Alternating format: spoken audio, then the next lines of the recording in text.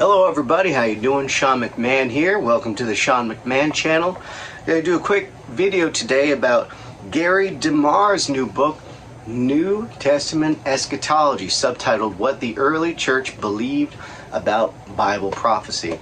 I read this in one night. It's only 230 something pages. It's a quick read, actually, big text.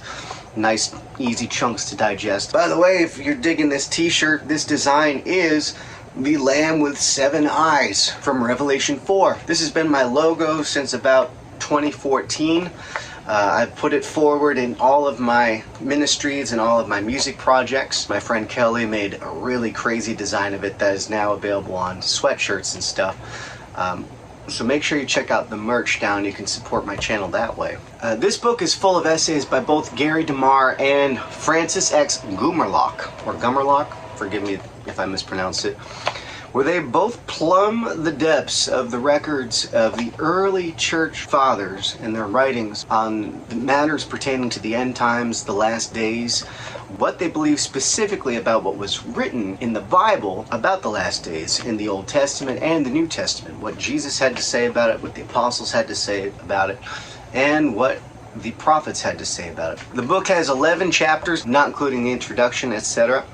Chapter 1 is about biblical minimalism and Bible prophecy. Chapter 2, the proof of the gospel. 3, Preterism among first century writers. That's a great chapter. Chapter 4, premillennialism in the early church. Hint, there's not a lot of it. Chapter 5, sola scriptura and Bible prophecy. Chapter 6, the Olivet Discourse in ancient and medieval Christianity. Chapter 7, the date of Revelation in the early church, because of course it's an early date, because it predicts the events of AD 70 and the world order that would follow thereafter. Chapter 8, more external evidence for an early date of Revelation, so you see he gets into that quite a bit.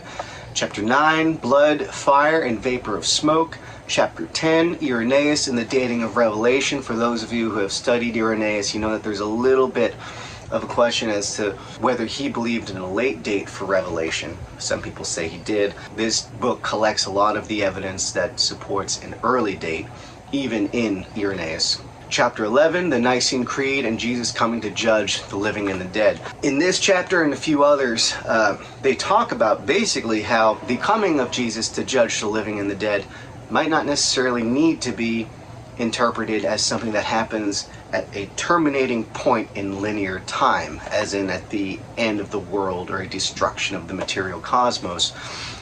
They pull up a lot of writings from the church fathers that actually interpret the judgment as being what happens when someone passes from this life into eternal life, whether to the resurrection of the just or the resurrection of the unjust. As I've pointed out a few times in my studies, when Jesus was asked by the Sadducees, who didn't believe in the resurrection, about the woman who was married to multiple men, whose wife would she be in the resurrection? He says, you got this wrong. In the resurrection, they're not married or given in marriage, but they're like the angels were in heaven. So Jesus, when he speaks of the resurrection, points us to heaven. And that's important too, because one thing I find fascinating as a Catholic convert from Protestantism is that Protestants will often say to me, or you just hear in general, hey, one thing that Catholics do wrong is they pray for the intercession of the saints. They pray for the intercession of Mary. They venerate Mary. Mary and the saints are dead and buried. Well, if they're merely dead and buried, then where's your hope of the resurrection? Futurists might have an excuse. Many futurists say, well, when you die, you go into soul sleep and you're dead and buried until the great resurrection, which will happen in our future. But until that happens, everyone is in a state of soul sleep. Well, in the 13th century, the Pope got tired of dealing with that doctrine and all the confusion that not only it caused, but was caused by a misinterpretation of the Bible. So the Catholic Church has authoritatively taught for centuries that when you die, you go before the judgment seat and you are sorted either into heaven or hell. You either are glorified or you're not. Catholics will debate what it means to be in hell. They will debate what it means to be in heaven, but they will not debate any longer whether you have to wait before you receive that eternal life, whether to judgment or blessedness. It happens immediately. Catholics, you know what I'm talking about. If you're not Catholic, I can hear you in the peanut gallery saying, what about purgatory? Purgatory is a different story altogether. You should look it up. Look up Catholic presentations on what purgatory is. It is not a chronological thing. You're not in there in time, space. Purgatory is not a time, it's not a space. It is a name for the process you go through in order to transform, as St. Paul says, we will be transformed from sinful flesh into glorified body. And as St. Paul taught, this happens in an instant, in the twinkling of an eye. That's the Catholic teaching of purgatory. Well, in this book, this is pretty much what Gary DeMar and Francis Gumerlock are pulling out of the early church witness, which is that most of the writers believed that upon death you pass into eternal life, one way or the other. It seems to be the mission and goal of this book to legitimatize Preterism as not only a valid eschatological viewpoint, but as a traditional one. Because in our world today, in our secularized society, there are a lot of different denominations and a lot of different teachings therein, and one of them, one of the most ascendant ones, or at least most well represented in the media, in the Christian media, seems to be premillennial dispensationalism. And if not premillennial, definitely dispensationalism, which essentially says that most Bible prophecies have not happened yet. That yes, Jesus has come, yes, the Messiah has come, but he actually hasn't fulfilled most of what he came to accomplish. We still have yet to see, which this sounds crazy if you know history, but we still have yet to see much of Daniel 9 fulfilled. There's still at least 1 week to be fulfilled in the 70 weeks of Daniel, where the sacrifices of the temple need to stop. Now, hold up. What are you talking about? There is no temple. Right. Dispensationalists believe that there needs to be another temple built in Jerusalem in order for the sacrifices thereof to stop and for Daniel's 70 weeks to be fulfilled. It's tied into a lot of these misinterpretations about what the 70 weeks were. The treasure trove in this book of testimonies from early church writers who said, no, that did happen. It happened in the 1st century after Christ. The sacrifices did stop in the temple. The temple was destroyed. So is the city, just like Daniel 9 says. This fulfilled Daniel 9. This fulfills the words of Jesus Christ in Matthew 24 and all the parallel passages about the sign of his coming and the end of the age. And there's a great line in here where it says that this was the primary view of the church prior to the Reformation. And not to grind the Catholic axe too much, but I say, you may have said a little more than you expected to say there, DeMar, because it's true. In order for the Reformation to proceed, one of the strongest polemical devices used by the Reformers was that the religious establishment of their time was the beast of Revelation, okay? Now, Luther said this about the Catholic Church. He also said that the Pope was the Antichrist and that, therefore, the end was imminent. Successive generations of reformers, Protestants, they've pointed the finger at previous generations. So basically, whoever they're rebelling against, these are the figures most likely to get charged with being beast systems or antichrist system. For the past 5 centuries since the Reformation, we've give or take seen every denomination identified as the beast, some part of it identified as the antichrist, in the name of a swiftly approaching apocalypse that of course never happens. Now, was Christendom ever perfect? No. But can anyone deny that the world we live in that has been secularized, where Christianity has essentially been weeded out of our societies, to the point that neighborly kindness and the sacrament of marriage and the sanctity of the family, this is all becoming scandalous stuff in modern, or dare I say postmodern discourse. Well, how did this all happen? Well, secularism creeped in. There was once a conception of eschatology that was active in the church, that was the heart of evangelization in the days of Christendom, and it was as follows. Christ did accomplish his mission. He essentially reorganized the hierarchies of the heaven and the earth because he did create a new heavens and the earth. Heaven and earth have been married together, and the church is the living proof of this. And therefore, the evangelists of the church must reveal this reality to the world, that Jesus Christ is the Lord of all. People who haven't heard the name of Christ yet, they don't know it. So you must go out and tell them, and mercifully, but dutifully, share with them his rules, which, as you bind on earth, so I will bind in heaven.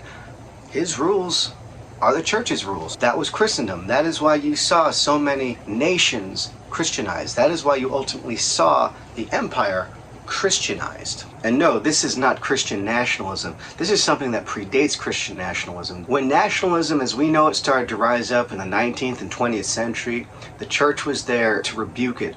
The popes wrote encyclicals saying, listen, nationalism is an aberration. It's an anti-Christian rebellion stemming from modernism, stemming from the Reformation, etc. What we're really talking about here is the Great Commission, evangelization. We might be tempted to call it Christian imperialism because of what the Holy Roman Empire was. But of course, what the church called it was simply Christendom. That is, Christ's dominion. Lots of preterists have figured out that there is an element of dominionism in the Great Commission since the fulfillment in AD 70. Along these lines, I'd like to make two recommendations. There's a book which I have right in my hand called Puritan's Empire, Catholic Perspective on American History. It's by Charles A. Colomb, one of my favorite historians. And he basically talks about an aspect of American history we often forget about, but the Catholic founding of North America, because you forget that the French Catholics were up in Canada, almost as far south as New England, right? Like remember Squanto, the Native American in New England who helped the Pilgrims there. He spoke English already when they met him. How? How did he speak English already? Well, because he was a baptized Catholic. He knew Latin, he knew Spanish, he knew English. And the Spanish Catholics were in California, you know, in the West, in the South, in Mexico, down in Florida, right? All these places with Spanish names. These predate the English founding. And of course, why is Louisiana called Louisiana? It's named after King Louis. Catholic France and Catholic Spain planted the seeds of colonial America hundreds of years before the English Puritans came. And of course, the English Puritans were notoriously anti-Catholic. Well, what seeds did the Puritans plant later, ideologically, that we are seeing blossoming, or dare I say rotting today? That is covered in Colomb's book. There's also a great book by Timothy Gordon called Catholic Republic. He analyzes the political philosophy, the theology, etc. of the American founding in light of the Reformation and the Enlightenment, the things that they borrowed from Catholic social teaching, from Christendom and Catholic jurisprudence, all the legal precedents that allowed the colonization of America to happen, by the way, which are either Catholic legal precedents or the legal precedents of Catholic nations, Catholic kingdoms, etc. And basically, how the founding deviated from those Catholic principles and why these deviations caused some of the structural weaknesses that we are seeing being exploited in America today. So I highly recommend those books.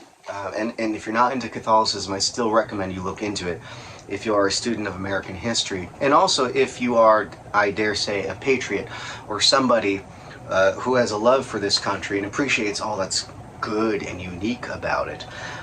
But you're wondering what the heck happened, right? And what can we do about it? You know, like how can we close these gaps and plug these holes? Because in the final analysis, at least according to these authors, and I agree with them, it all goes back to Christ and his teachings as deposited into the church, maintained in the church, and exercised in Christendom, and as they were meant to be exercised in the New World. But going back to Gary DeMar's book, there is one part I found interesting that I wanted to touch on. He looks at the Epistle of Barnabas, and he said something that I thought was incorrect about Barnabas, and I just wanted to bring that in. And I'm not bringing this up in order to nitpick Gary DeMar needlessly, but actually I want to talk about this because I think he missed an opportunity to help build his case. I think the Epistle of Barnabas actually supports preterism in the early church. In fact, I think it's a pretty strong proof, one of the strongest. I have always said that the Epistle of Barnabas is a post-AD 70 vindication of full preterism. And that hinges on a detail that it seems like most interpreters of Barnabas are missing. And DeMar, respectfully, he misses it. By the way, this whole thing that I'm about to talk about is mainly in chapters 15 and 16 of the Epistle of Barnabas. I'm using the Lightfoot edition. Barnabas talks about the 7-day order of creation, and he basically says that each of these days pertains to 1,000 years. And he says that at the end of 1,000 years, God's going to end the world, and then he'll bring in the Sabbath, and then after that, an 8th day, a new day for the new creation. And he ties that into the eschatology of the coming of Christ. Well, first of all, DeMar's take on this book is, first of all, that it was written pre-AD 70, because he reads these passages where Barnabas also talks about the temple. He interprets it to mean that the temple is still standing, which I think is a reading comprehension issue. Sorry, Gary DeMar. I don't mean to insult your intelligence. You're a brilliant guy. But this part that Gary wrote about Barnabas was short, so maybe he just skimmed over it. And then secondly, DeMar also interprets Barnabas as saying that in this 7-day or 8-day, technically, millennial creation scheme, Barnabas thinks that they're in the 6th. I wanted to address this because, firstly, if we're measuring each day of creation to be 1,000 years, and the idea is that God will destroy everything after 6,000, then by the time the 6th day happens in the book of Genesis, that marks the 6,000th year. So that might mean that God would have had to have destroyed everything on the day that he created who? Man, because man was created on the 6th day. Or maybe he meant destroyed at the end of the 6th day, but that would still mean that there would have to be only 1,000 years from the creation of Adam to destroy the earth, right? And of course, the Hebrews at the time of Christ, they marked far more than 1,000 years from the creation of Adam. They marked 1,000 years from the time of David to Christ, which is a more significant point, actually, with regards to the study of the millennium. But that's all to say, we can't read Barnabas literally in this way. But secondly, Barnabas gives us a lot of qualifiers for what he's talking about. He talks about the temple. Barnabas basically says that the first temple was sort of an aberration. It was made the way Gentiles make their temples for idol worship. And he says that this was destroyed, and then it says this happened according to prophecy, and that likewise the prophets foretold that it would be rebuilt by its enemies, which is to say the temple was destroyed by Nebuchadnezzar. Its rebuilding was commissioned by Cyrus, Babylonians, Persians, basically the same empire. This is fulfilled. I think this is what trips people up, because then it says, then, after it was rebuilt, it was destroyed again. And Barnabas says that this has happened. Now, we could be talking about what happened during the time of Antiochus. However, he pivots and moves on. So it seems like he's making his point. He's basically saying this is fulfilled. Because, by the way, moving on to the Sabbath, right, which is when God makes an end of things, he says something confusing. And go look at my Barnabas study to get deeper into this. But he basically says the Sabbath can't come. The cosmic Sabbath can't come. The end time Sabbath can't come until it can be hallowed by pure hands. And he says, if any man thinks that he can hallow it with his own hands, he's deluded. Well, many people read this and think he's saying, oh, of course, it's impossible for anyone to hallow the Sabbath, and therefore it's impossible for the Sabbath to be hallowed. Therefore, it hasn't been hallowed yet. That's not what he's saying. Throughout the rest of this passage, he talks about how Christ comes and hallows it for us. And he says that we are therefore justified by his grace to us in the cross, etc. And we therefore are able to keep the Sabbath.